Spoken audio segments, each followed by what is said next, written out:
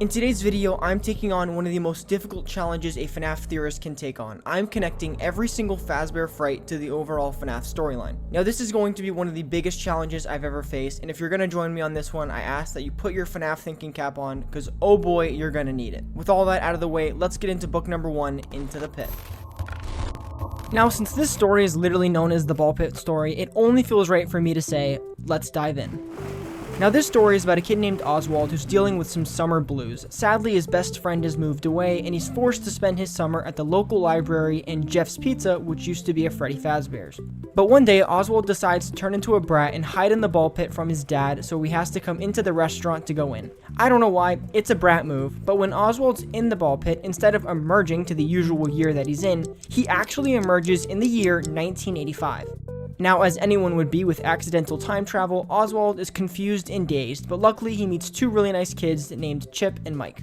He befriends them, and suddenly Oswald's summer looks super enjoyable because he can go from the present back to 1985 to hang out with his friends whenever he wants. Now, you have to remember this is a Fazbear Fright, so something traumatic has to happen, of course. One time when Oswald goes into the past, instead of being greeted by the sounds of arcade music and actual restaurant music, he's greeted by a man in a yellow bunny costume. The man leads Oswald to a back room where there's 6 dead kids, which is really gross by the way and really gruesome, but it's there. Oswald, of course, runs away from his pursuer, and they actually both hop into the ball pit where, in the present, Oswald's dad is waiting for him. But then the bunny guy does something pretty tricky and pretty weird, to be frank with you. He puts Oswald's dad in the ball pit and literally replaces his role in his life. That sounds really weird, and let me explain. You see, Oswald and his cat are the only ones who recognize something is off about Oswald's dad, or Bunny Guy. Everyone else sees Bunny Guy as Oswald's dad and treat him like a completely normal person. I mean, at one point, the literal dude drives Oswald to freaking school. It's really weird. Now, Oswald's obviously going to try to save his father, so he goes back to Jeff's Pizza, but guess who's there? It's Bunny Guy. After an epic battle and epic fight, Oswald ends up defeating Bunny Guy and saving his own father, and it actually turns into a happy ending. But what's the sweet lore and connections from this story? Well, the first major discrepancy that is like a big red blaring alarm at this point is the fact that there are 6 murder victims in this and not 5 like in the missing children's incident. Now, I attribute this to the difference between book lore and game lore. There's an obvious divide and they're not the same thing. This is like a basis for a lot of the similarities that we'll see going forward, that there's going to be a difference between book events and game events. And now when it comes to the ball pit, we learn in a future story that it's actually powered by agony. That's right, the the ball pit, is actually powered by agony, and it gives it the ability to travel back to a time like where we meet the bunny guy, which is full of agony. Also, if you haven't gotten it, Bunny Guy is Spring Bonnie, and I'm just failing at humor. Personally, this story wasn't as much of a lore connection as a seed planted for the rest of the book series. The ball pit is the first object we meet that's powered by agony, whether we knew it at the time. Also, on a random side note, I wonder if agony is considered clean energy. Alright, our next story, To Be Beautiful, is actually pretty good. Our main character, Sarah, is extremely insecure concerning her own body and thinks that she's ugly. Welcome to the club, Sarah. It's a pretty sad club to be a part of. But after a rough day at school, when Sarah is walking back from school, she sees an arm coming out of the trunk of a car. She then pries the trunk open and is introduced to the animatronic named Eleanor. She takes the animatronic home and turns it on. And Eleanor, being the absolute gem and awesome animatronic that it is, offers Sarah the opportunity of a lifetime. As a thank you for saving her, Eleanor will grant Sarah any wish, and so Sarah requests, say it with me now, to be beautiful. I hope I wasn't the only one who said that. Eleanor grants her wish by giving her a heart-shaped pendant and says that she can never take it off. Then Eleanor sings Sarah to sleep. And now, as time progresses, every time Sarah falls asleep and wakes up, a new part of her body changes and looks prettier. Now, in the moment, Sarah sees an immediate boost in her life because she's now friends with the popular girls, the boy she likes is talking to her, but of course, this is a Fazbear Fright and something has to go horribly wrong. So one night, when Sarah goes to sleep and then wakes up abruptly in the middle of the night, she finds Eleanor standing over her. Now, this obviously creeps Sarah out, but she kind of waves it off and just goes to school like normal the next day. However, while in school, Sarah actually trips and falls, and the pendant actually falls off her neck, and she turns into a pile of scrapyard junk. Because when the pendant fell off, the illusion wore off. And oh yeah, I said illusion. But back to the story, upon returning home, she finds bags of her own body parts hidden by Eleanor. Now, of course, the illusion is falling apart, Sarah's turning into scrapyard junk, but guess who she finds standing there? She finds Eleanor standing there with her own heart-shaped pendant, and with one button push, Eleanor actually turns into Sarah. And now Sarah is sadly left to die, and with the final realization that Sarah wasn't actually that ugly after all. Now, this story is great in my opinion, but what about the possible lore connections? First and foremost, I have to clarify that Eleanor within this book is basically the equivalent of Baby. She's described to look very similar to her, and that's her stand-in for the novels. I tried not so subtly to emphasize the fact that this is the work of an illusion disc. That's right, these little suckers are back, and they are back in a big way. To Be Beautiful emphasizes the power of illusion discs and what they can do to affect Sarah's perception of herself and the world around her. Does this mean that it's the exact same illusion disc we see in the games? Absolutely not. This is probably the book's version. I'm sorry FNAF, this doesn't help with that theory, I wish it did. Besides that, there's not many more connections, so let's go on to the next one. Now the final story in this book, Count the Ways, is freaking depressing. Millie, our protagonist, is a very stereotypical goth girl who lives with her grandfather temporarily. Millie is often made fun of in school because of her parents and for being a goth. In Millie's free time, instead of picking up a fun, positive hobby like cooking, smiling, or anything positive, she instead spends her time writing and fantasizing about death. One day at school, Millie meets a really nice guy named Dylan who brings out a nicer side of her. Millie even goes on to treat her grandfather less like a sack of trash, and she's actually semi-happy. This is until Millie gets too overly attached to Dylan and discovers him dating another girl when she thought he and her were a thing. This really hurts her and she gets back into that angry Millie phase, and then one day she just decides to not celebrate Christmas. But on a real note, how could you not celebrate Christmas? However, she goes through with her horrible plan, and on Christmas Day, she tries to get away from her family by hiding in her grandfather's workshop. Within her grandfather's workshop, she meets a very familiar face, Funtime Freddy. She actually, for some reason, climbs into the Freddy suit to hide better. I mean, I don't really know, her decision making is pretty bad at this point, I think we've already established that. But she climbs into the suit, and when she's inside, she finds that Funtime Freddy is actually alive, awake, and on. What happens next has to be one of the weirdest conversations I've ever read. No joke, Funtime Freddy basically turns into a waiter, but instead of reading off a menu full of food, it's different ways to die. Millie can't seem to find a way to escape, and the only way is death, so she just tries to stall and keep talking to Funtime Freddy and giving different options. But instead, Millie just decides to settle on good old decap of itation, and it all ends. Quite honestly, this story is not one of my favorites, but we're here for the lore scoop, so what is it? Within this story, I wasn't able to find as many lore connections, but something I did find really interesting and something we should take note of is the similarities between him and Eleanor. Good old Fun Freddy and Eleanor are just loose, trying to cause havoc, and I believe they're trying to harvest Remnant and Agony. While Eleanor is on her own quest to go find people to trap, manipulate, and kill, Funtime Freddy is doing his version of it, which includes interacting with people and trapping them within his suit. Another thing to notice within this story is the absolute crazy things that Funtime Freddy can do with his body. Funtime Freddy in the book literally states that he can fill the interior of himself with water and boil Millie alive, and he can manipulate the poles within him to skewer her. It's honestly really gross and kind of crazy as to what he can do, but I think it shows the pure craziness, madness, genius, whatever you want to call it, of William Afton. And this also does sound a little bit like the Twisted Ones and the different things they could do, and possibly, I think a certain YouTuber by the name of FNAF might find this interesting. But besides that, that's all I got. Now it's time to move on to the second book, Fetch. Now, Fetch is the first story within this book, and it's also a personal favorite of mine. So in this story, we have our main character, Greg, who's exploring an abandoned Freddy Fazbear's with some friends. Him and his friends come off a super weird robo-dog named Fetch. The dog, despite seeming like it's really old and ancient technology, actually connects to Greg's phone. Greg and his buddies leave the place after hearing a loud noise, and while Greg thinks life is just going to move on, he gets a mysterious text from a stranger who he finds out is Fetch. Greg and Fetch get off to a weird start when Greg throws a rubber spider outside, he forgets about it, he thinks it's lost, but the next day he finds it and he finds out that Fetch was the one that brought it to him. Things escalate even further when Greg is attacked by his neighbor's dog, and while he escapes with no major injuries, he wakes up to find the dog brutally murdered and placed near his bike. And it's almost as if to confirm his work, Fetch then texts him with a message of, "You're welcome." So Greg logically begins to panic and returns to the source of the madness, the pizzeria. While he's there, he finds 4 giant animatronics, but before being able to interact with them, a dog chases them out of the pizzeria. Greg now starts to realize that all of this craziness and uncanny can of worms is all tied back to his first interaction with Fetch. Now for a little bit, this story starts to get a little weird, and within one of Greg's classes, they start talking about the work of Cleve Baxter. Don't worry, I'm here to break it all down. So within the story, there's an emphasis put on REGs and the ability for our emotions and minds to affect the world around us. Greg and his lab partner Kimberly both believe that the human mind and emotion is so powerful that with it, we can manifest things to happen and even cause natural disasters. It's pretty crazy stuff. However, this whole scientific nerd high ends when Greg finds his uncle's finger outside his house. You see, Greg's uncle Dare calls his finger the magic finger of luck, and Greg realizes that when he asked his uncle for the magic finger of luck as a kind of joke, Fetch somehow received that message and took it as he actually needed his uncle's finger. So Greg, naturally being angry with this dumb robot dog, proceeds to find Fetch and beat him to pieces. And this is the first time I've ever cheered on a Fazbear Fright's character. So Greg decides to go meet Kimberly, but before he can, he gets a text from Fetch saying that he will retrieve.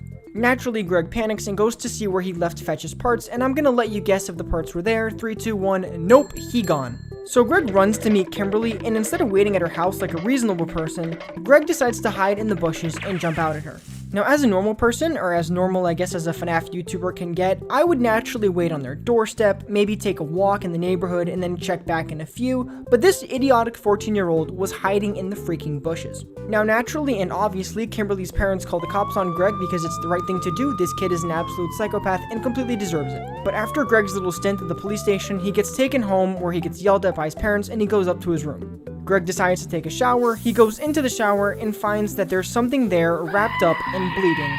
The end. Alright, let's start to analyze this story. Obviously, there's the connection to the Fazbear's Pizzeria being there, but something else I want to mention is the noise that caused Greg and his friends to leave. I have a theory that the noise and the thing that made them leave the pizzeria is actually the Stitch Wraith. I know I haven't mentioned him yet, but do not worry, we're going to do a deep dive later in the video. But just in case you're not aware, each book has an epilogue at the end of the book that describes the story of an animatronic named the Stitch Wraith, and within that epilogue, we learn that the Stitch Wraith is searching for parts containing souls or agony or remnant. Within one of the epilogues, we learn that the Stitch Wraith actually gets the battery pack from Fetch, and it contains the spirit of a kid named Andrew, who likes to scare people but not intentionally kill them. This could possibly mean that Andrew was actually possessing Fetch, and while he was hurting the people around Greg, he was never going to actually hurt Greg himself. It was all meant as some cruel joke. Now that we understand more about Fetch, it's time to talk about the other major issue, which is Cleve Baxter's work being introduced into the FNAF universe. The idea that our emotions can affect the world around us in certain events is not really that far-fetched if you put on your FNAF goggles.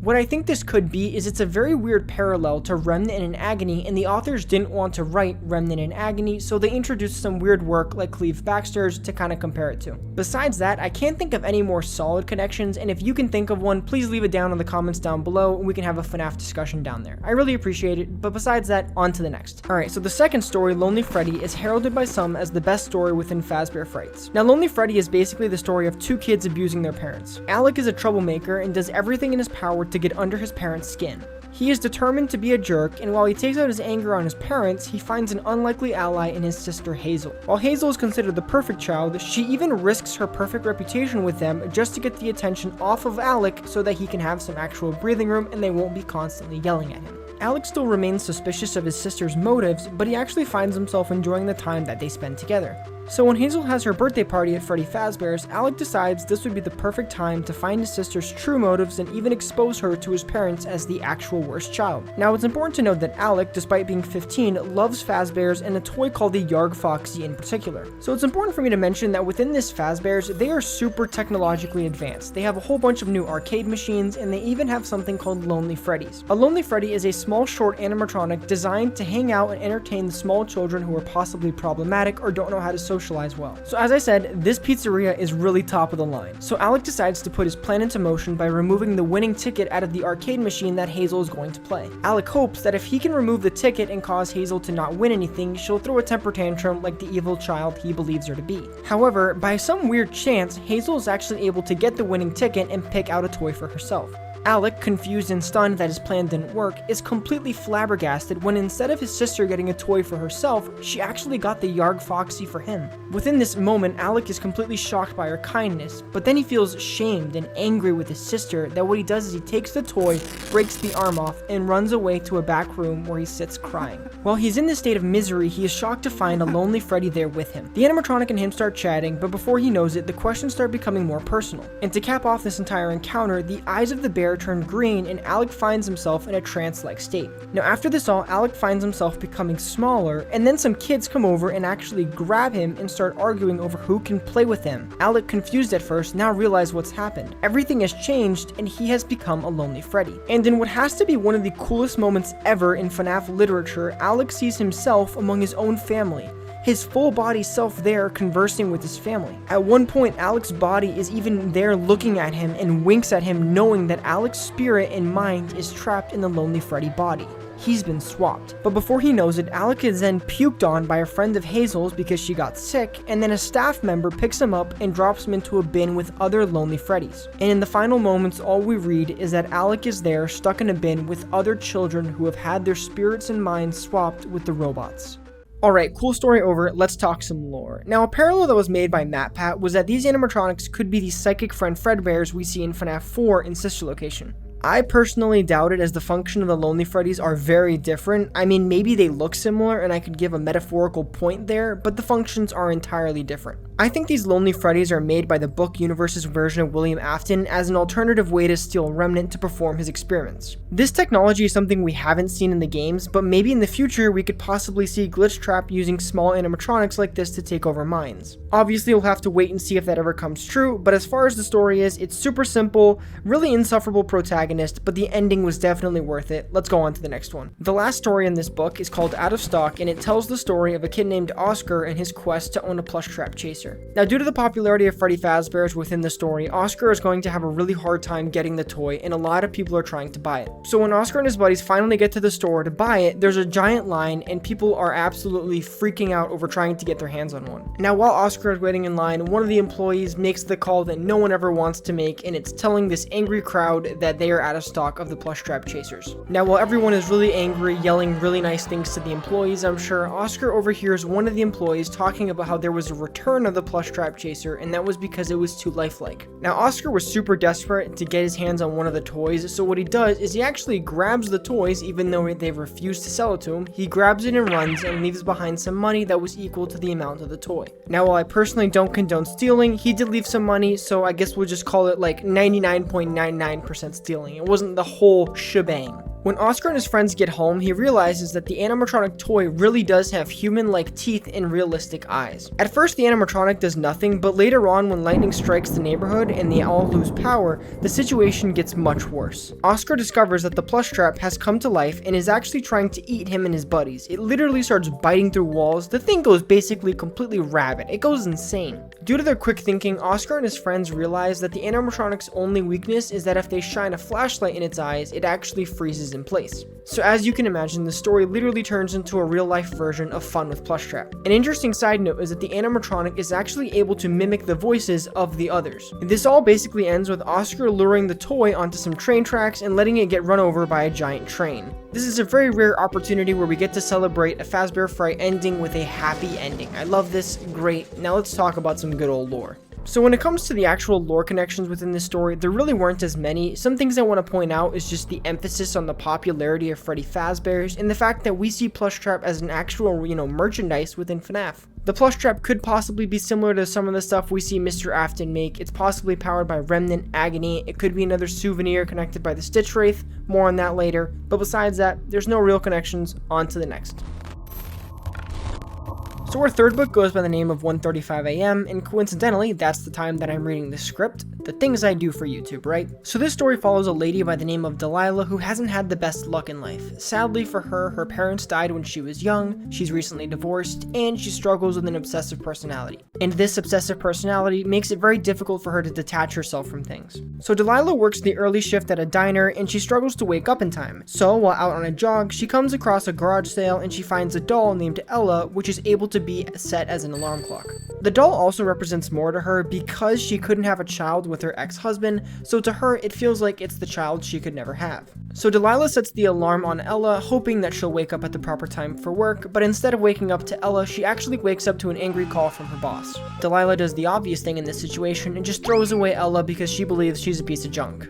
From this point on, Delilah's going to develop a very disturbing pattern of waking up at the time 1:35 a.m. This could be on her own, it could be to hearing noises, or it could be to hearing whispers around her. Naturally, this is really creepy, so Delilah goes back to the house where she bought it from to ask questions about where Ella came from and why it exists, but there's no one there. The people who lived in the house have apparently moved out. Delilah naturally just turns to the internet for questions, and she finds that the doll was actually discontinued by the manufacturer for unknown reasons. The only lead that Delilah has is there's someone on the internet lieutenant by the name of Phineas who is trying to buy the doll at a top price. From this point on, Delilah's life is just going to spiral out of control. She's always going to believe that the doll is haunting her, it's chasing her, and it's always out to get her. All of this is going to cause Delilah to lose her job, friendships, the place where she lives. She's basically going to go insane. She'll even move to a motel where she believes she can hide from Ella.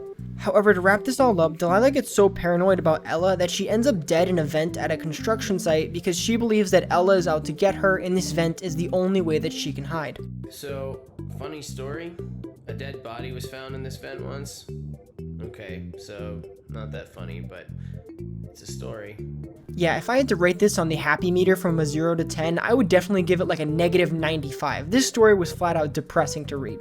So let's try to brighten this all up with some happy lore connections. And the first one that I can think of is that this is not Ella's first literary appearance. You see, Ella is actually from the original novel trilogy, and she's possibly perceived as being the younger version of Charlie, which is the main protagonist. Another possible connection is the fact that there is someone that died in the sister location vent, and according to MatPat, this could possibly be Delilah. And quite honestly, whether you want to believe it or not, it doesn't really matter. It doesn't really change anything lore-wise or dynamic-wise, so it's not really that important. It's really up to you, but besides that, let's get on to the next one. Now, the story Room for One More has more mini arenas than lore connections, but besides that, it's a good story. The story follows a night guard by the name of Stanley who has the unfortunate job of working at an underground facility where his only job description is to make sure nothing gets out. And while he's on the job, he finds little mini arenas on his desk and he likes to play with them before he does the responsible thing any employee would do, and he just takes a nap on the job. Stanley gets into the habit of routinely playing with the mini arenas and messing around with them before he takes his normal nap. This continues on for 3 more nights where he would routinely fall asleep and then have a nightmare with the Funtime animatronic in the nightmare, and then a part of his body is swollen. On his 4th night, Stanley is really swollen and he's just struggling overall. On the 4th night, Stanley has a nightmare about Ballora in a mini arena in a dentist's office where they're trying to pry his jaw open. In the middle of the dream, Stanley wakes up to find, lo and behold, there's an actual mini arena trying to climb into his mouth. He obviously responds with the proper shock at the thing crawling in his mouth and comes to the logical conclusions that these mini arenas have been climbing into his body. Then in this moment, Stanley starts to feel the mini arenas that are already in his body, which causes him to collapse, and the other one climbs into him while he's on the floor. This is extremely gross, and let me tell you, I love this story for all the wrong reasons, but let's ask the real question, do I love it for the lore connections? So just how Stanley was filled with some stuff, this story's also got some stuff to unpack as well. First and foremost, it would be a crime to not mention the obvious parallel between Michael Afton and Stanley. Both of them have sister location-based animatronics within them that are trying to use them to escape the facility. I feel as if this story was written with that in mind, and it was kind of Scott and company and Scholastic, everyone who's on the writing team, it was their way of writing the Michael Afton story in the book universe. This next theory, however, I really want your comments on it down below because this one might get interesting. Within the story, it seems that Stanley has never interacted with the Funtime animatronics. However, if you think about it, it's weird because 3 of his 4 nightmares have Funtime animatronics within them. The natural question would be, how is he dreaming about animatronics that he's never seen? You can't dream nothing, it's normally a recollection of past experiences or things you've seen. To me, this is quite perplexing, and don't be afraid to comment down below any possible theories concerning this, because this could be crazy if the mini arenas might be possibly implanting those memories in him. But to further comment on the nightmares, the only animatronic that doesn't appear in them is Baby, and that makes sense because in the book universe, we know that Baby is technically Eleanor. And as we know, Eleanor is out there causing chaos like a good Funtime animatronic. Alright, I have to warn you, I have to put a bias warning on this story because I absolutely hate it. This story has to be one of my least favorite in all of Fazbear Frights. That's right, it's that bad. Then again, this is my personal opinion, so you don't have to take it as a fact, but it's how I feel, and it will be affecting how I review this story. Okay, great, listen up. The story The New Kid introduces us to a kid named Devin, who's a 9th grader who's dealt with a lot. You see, when Devin was little, his father abused him, and even now, his mother kind of ignores him, and his family is dealing with financial issues. Since he's dealt with a lot, Devin only really finds his happiness in 2 places. It's his best friend Mick, and then this weird absurd obsession that he has with a girl named Heather. However, everything changes for Devin and Mick when they meet a new kid by the name of Kelsey. Kelsey is completely new to the school, and he starts to hang out with Devin and Mick, and things start to go pretty well at first. However, it doesn't take long for Devin to get absolutely sick of Kelsey because he thinks he's too perfect. Devin's hatred for Kelsey gets so bad that he actually convinces Kelsey and Mick to join him on an expedition to an abandoned Freddy Fazbear's. And while in the Freddy Fazbear's, they find an abandoned Golden Freddy suit, and Devin convinces Kelsey to hop into the suit because it would be funny. Now, for some reason, Kelsey gets in the suit, and as we all expect, the spring locks in the suit snap shut on Kelsey and he dies. And now, in the moment moment, Mick is in absolute shock at what's going on, but Devin's completely calm and collected because he planned this. Because you see, when Devin found out about the pizzeria and he found out about the suit, he knew that he could lure Kelsey, dare him to get into the suit, and it would be a way to kill him. So doing the only reasonable thing that a character in a Fazbear Fright would do, Devin and Mick leave Kelsey for dead. Devin obviously makes Mick swear up and down that he's not going to tell anyone about this, and this is definitely tested when the police start to search for Kelsey. Mick is obviously worried that the police are going to find out, and he's very worried that Kelsey might actually still be alive and he will tell the cops. So Devin decides to head back to the pizzeria to make sure that Kelsey's actually dead. When he gets there, he checks inside the Golden Freddy suit, and instead of seeing Kelsey's body with his blonde hair, he finds a boy with curly black hair. But in this moment, the suit clamps down on Devin's arm and he's trapped there, and with no escape, Devin sadly dies there with his arm stuck in the suit. However, in this moment, the story actually cuts to another place where Kelsey is, because Kelsey's alive. And while in this new school, Kelsey finds two new kids who are exactly outcasts, just like Mick and Devin, and he starts talking to them. And that's how the story ends. Now, while I absolutely hate this story and everything it stands for, I have to give it credit for having a lot of powerful lore implications. One of those implications being that Kelsey and the kid with the curly black hair could be two separate spirits inhabiting the same suit. This is a pretty crazy theory because if you don't know, a lot of people are talking about how Golden Freddy could have multiple spirits inside of him, and this could be a confirmation. The other option is that Kelsey is a physical manifestation of this spirit within the suit. And now this would be absolutely groundbreaking because it explains a lot and could give spirits new abilities in future FNAF titles. Interestingly enough, I think we've seen this already, and it's not in the games, it's in the FNAF movie teaser. I think this happens in the teaser when we see Mike Afton standing in the forest and we see 5 kids around him. Now these kids are implied to be the MCI kids because they're all dressed like animatronics. For example, one is wearing bunny ears, another one is wearing a foxy red, and the other one looks like Chica. And by looks like Chica, I mean the kid literally looks like Susie with blonde hair, but then it's also wearing a yellow sleeve shirt, but on the inside it's white, kind of like Chica's bib, and then they're wearing yellow pants. And the reason why I say this is because this could be Mike in the real world, and he'll have the 5 kids who are murdered, and they're actually physically appearing around him, and they're not actually real, they're spirits. So this could be an example. Do I know if this is going to happen? Nope, it's just pure speculation, but either ways, it's something that could happen and something I find very interesting. Besides all of this, please get me off this story this instant. Now the 4th book, Step Closer, starts off with a great story. In this one, we meet Pete, a stereotypical annoying older brother, who lets his personal anger out on his younger brother. Due to his parents' divorce, Pete is forced to take care of his younger brother more and more, and sometimes he has to take him to his local Freddy Fazbear's. While there, Pete decides to be an absolute jerk and take his brother, Chuck, to the back of the restaurant where there's a decommissioned Foxy. Pete's just trying to scare his brother, and Chuck eventually is able to escape his brother and get back to the main restaurant, but while Pete's there, Foxy comes to life. Pete is left behind with a broken Foxy that keeps repeating the same line, "You can be a pirate, but first you have to lose an eye and an arm." Pete just shrugs this event off as being weird and leaves the pizzeria like normal. However, from this point forward, Pete starts to notice that random events keep happening that put his arm and eye in jeopardy. Some of these events include a scalpel flying in the air and almost hitting him in the eye, a knife from a butcher's shop basically almost falls onto his arm and almost chops it off, so a lot of these events keep happening and putting him in danger. The funniest one has to be when a fishing hook just comes flying out of nowhere and hits him right under the eye. It hurts, and I've had it happen before, and it sucks so much. This might be the first time I actually empathize with a Fazbear Fright character. I guess there's a first time for everything. Now, Pete is super paranoid by this point of literally anything that could harm him. Even at one point, he gets his finger stuck in one of those like finger traps and he just has a full meltdown. So Pete's already in a bad mood, and it literally gets 10 times worse when he finds out that the school is actually hosting a pirate-themed event. Pete's anxiety basically reaches maximum levels, and it gets even worse somehow. I'm not joking. I feel so bad for Pete. He has a dart almost hit him in the eye, and he finally snaps. Pete runs out of patience and calls Chuck and tells him that he's going to go back to Freddy Fazbear's and he's going to face Foxy and finally give him a fight. But as Pete decides to run, he tries to run across the road to Freddy Fazbear's, and he literally gets run over and hit by a truck. This ending really shocked me and just completely blindsided me out of nowhere. Now obviously Pete's family is very distraught, they're sad, Chuck is absolutely devastated, but the story somehow gets even worse. You see, the story picks up right where it left off, and it's from the perspective of Pete, and he's forced to watch his own body get cut up by doctors. Because Pete is considered an organ donor, and due to the fact that he's an organ donor, the doctors are going to remove his eye and arm for future transplant for someone else who will need it. While this story was absolutely great from a literary perspective, from a lore perspective, I only really see one major connection.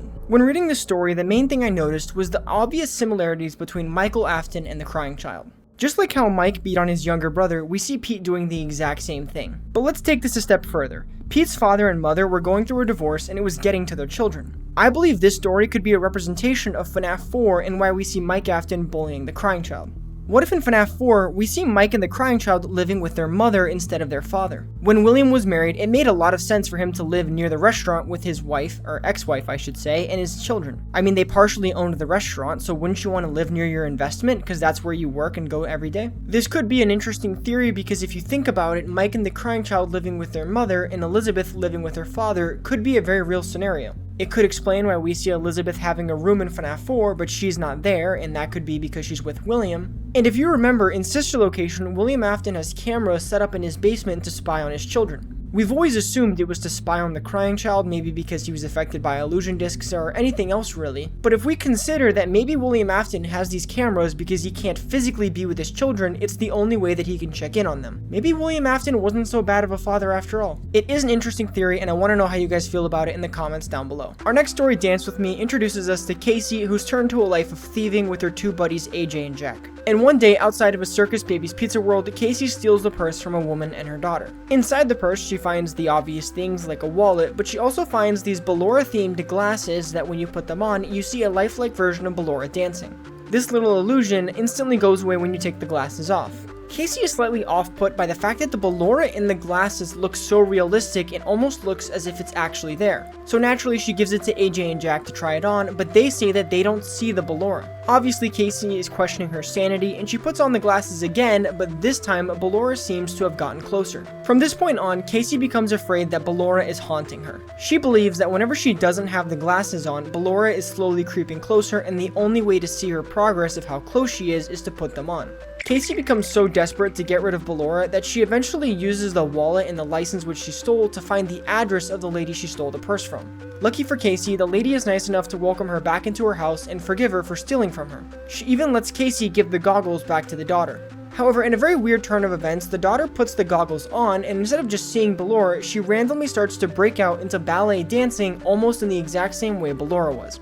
I personally didn't see that many lore connections within this story, but the one thing that did stand out was the possibility of illusion disc technology being at play. The glasses might have had illusion disc technology and it was causing Kelsey to see Ballora and Ballora interacting with her environment when it really wasn't there. The other thing I have to point out is the fact that Circus Baby's Pizza World is here and that also the ending is super vague. What I mean by this is that the ending almost makes it seem like Ballora has possessed the daughter, but some people have come up to me and said this could be actually wrong. The authors might have left this ending there to be purposely vague and mislead the reader, but in reality she's just dancing because it's her favorite animatronic.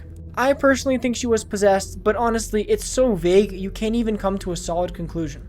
On to the next. Now I am super happy to talk about our next story. It's called Coming Home. This story is absolutely one of my favorites, and it tells us the story of a girl named Susie, who's super wild and imaginative, and her sister Samantha, who's the exact opposite and is super serious and straightforward, and it even gets her bullied. We also get introduced to their mother, who we learn is dealing with a lot. She's really sad, really depressed, and she's just mentally and emotionally not in a good place. Now from Susie's perspective, she's ignored by her mother and her sister because she's so happy and go lucky while everyone else is very sad and serious. Everything seems normal, or I guess as normal as you could get with this family, but then a major bombshell is dropped on us. You see, Susie's dead, and she's been dead for over a year. She was murdered by a serial killer at a Freddy Fazbear's, I mean, who would have guessed that, but she's been dead for over a year and her spirit lingers at the house. She stays at the house during the day, but at night, an animatronic Chica would come to the house and take her away. We then soon learn that Susie's father actually left the family because of Susie's death, and that's why her mother is so sad. Her mother's also very sad because she believes that her support of Susie's imaginative attitude and her go-lucky, happy self is the reason why she died. Her mother believes that these qualities made her an easy target for the serial killer. Unlike her mother, Samantha believes that Susie is still here and that Susie's spirit will forever stay in the house until a certain doll by the name of Gretchen is found. Now things take a pretty dark turn when Chica comes to pick Susie up, and instead of just picking Susie up and leaving, she actually goes to get Samantha. Now, Samantha obviously feels the pressure to find this doll and reunite it with Susie so her spirit can finally lay at rest. The only issue is that the doll was actually hidden by Susie before she passed away. So Samantha looks everywhere, becomes frustrated, but then realizes that the only place where she hadn't checked was her father's old office. While searching the office, she actually finds the doll and reunites it with Susie. In a super touching moment, and which really actually got me, Susie appears in a physical form in front of Samantha and gives her sister a hug. After a very emotional reunion, Susie actually leaves with Chica and finally disappears once and for all. While reading this story, it just became abundantly clear that this story is really just the author's way of telling us the story of Susie. What makes this story super cool is that we've never been given this access to the MCI victim's family, the story of how the murder affected them, and this was really cool from Scott and company. And also, when you read the story, you 100% see Susie falling for something like Afton telling her dog wasn't dead and that he had the dog. It's like exactly the kind of stuff that Susie would fall for, and it would sadly get her killed. The other point I want to make real quick is that the Chica doesn't seem to be a physical animatronic or the one that's like in a restaurant. It could be possible that this is just the agony reflection of Susie. Susie's spirit is calm and innocent, but the agony from something traumatic like the murder could be what makes up this Chica animatronic. So it's this agony-powered version of her that's coming to get her at night and take her away and then redo the cycle where she wakes up almost as if she's alive and she thinks she's alive, but she's not. This is a great story, and I rarely get emotional, especially reading a Fazbear Fright, to be honest with you, but I kind of thought this story was very touching and it told a great story. I know you're gonna hate me, but sadly, I have to make this into a multi-parter. There's too many stories, too many Stitch Wraith epilogues, too many lore connections, everything you could possibly imagine. I just can't fit it all into one video. And quite honestly, our lovely editor Diego probably wants to throw a shoe at me, so for his sake and my sake, we're gonna have to turn this into a multi-parter series. But definitely make sure you're subscribed and turn those notifications on so you are updated when those videos release. Just want to know I love you guys and I appreciate the support on the channel. We just hit around 4,400 subscribers as of the time of me recording this, so I really appreciate you. Also, if you do want to know, I am starting to live stream on YouTube, so if you guys want to hop in those streams, be sure to look out for them. Besides that, go watch this video where I talked about Ultimate Custom Night and I came up with a pretty crazy theory. I think you'll like it. Besides that, peace and bye-bye.